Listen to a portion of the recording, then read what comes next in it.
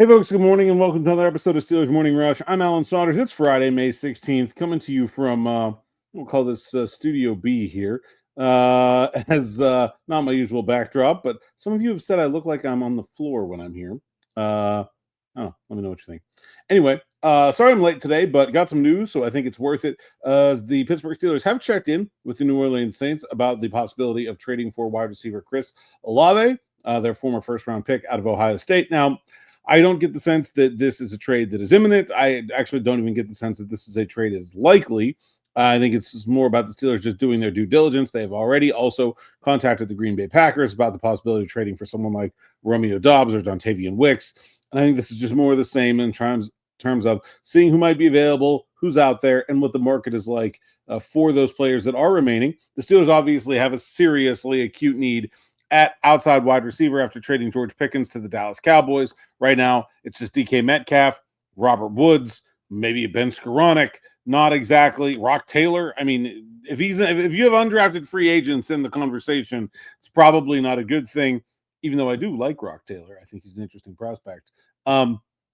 So, yes, the Steelers are going to be active in attempting to trade for a wide receiver, but I don't think such a trade is imminent or at this point even looks like there's a specific trade that is likely to happen. But you can include Olave in the number of wide receivers that are out there that may become available that the Steelers would be interested in trading for. I don't know why the Saints would want to trade Olave right now. It doesn't really make much sense to me. You know, they just picked up his fifth-year option for 2027, so they're committed to that.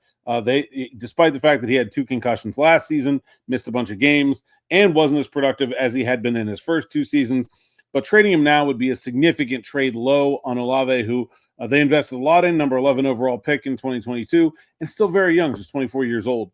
So even if the Saints season is going to go completely in a tank with Derek Carr retiring and Jake Haener and Spencer Rattler and Tyler Shook competing for the starting quarterback job, there's no reason to think that Olave couldn't still be a part of what they're building long term. I mean, if they're going to get Arch Manning or Newsmeyer, someone like that in the first round of the 2026 NFL draft, he's going to need someone to throw to, and they don't really have anybody else. I mean, it's not like this would be the Saints trading from some position of incredibly strong depth. Like, I mean, the rest of their wide receivers are Brandon Cooks, Rashid Shaheed, Bub Means, Cedric Wilson, Kevin Austin, Dante Pettis. I didn't even know he was still in the league.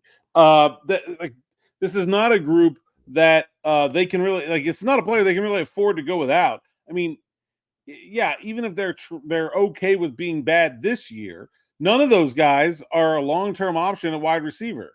Like they basically have nothing going forward at wide receiver.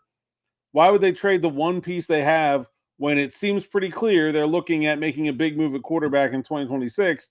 To me, it just doesn't make any sense. You want to have Arch Manning, you want to have Garrett Newsmeyer, you got to have someone for him to throw the ball to. The one way I do think I could see this trade working is if Chris Olave gets to OTAs, sees the collection of trash that is their quarterback position and say, I don't have any interest in being part of this, trade me. Now, if that happens, buckle up. Then I think this could get serious. Until then, I think this is just the Steelers,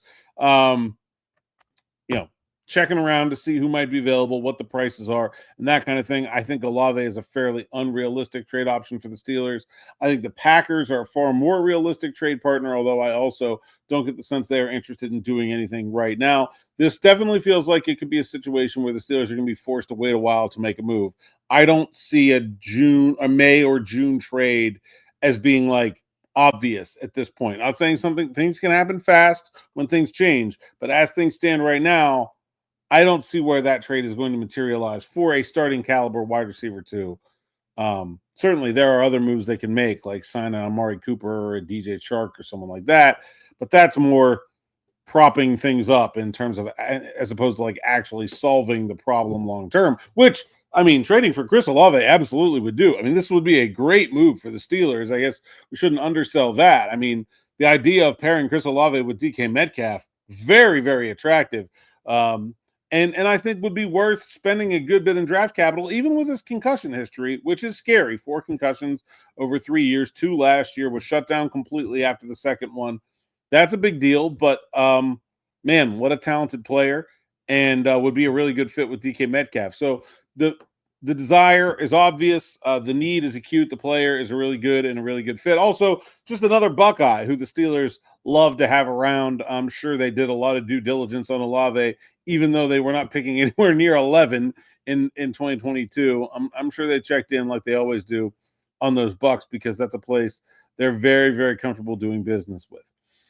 So we'll see what happens. I'm not expecting anything imminent, but did want to run that down for you guys this morning before this podcast, so we could use it to talk about it a little bit. That's all I got for this morning. I'm off this evening. You got Smitty and you got the dear Aaron Becker on Afternoon Drive just about 6 o'clock. Make sure you like, subscribe, hit that bell for notifications here on the YouTube platform so you don't miss an episode. Steelers Morning Rush, Steelers Afternoon Drive, all the cool stuff we got going on. And until then, next time, I will see you on Monday. Until then, thanks for listening. Thanks for watching, and enjoy.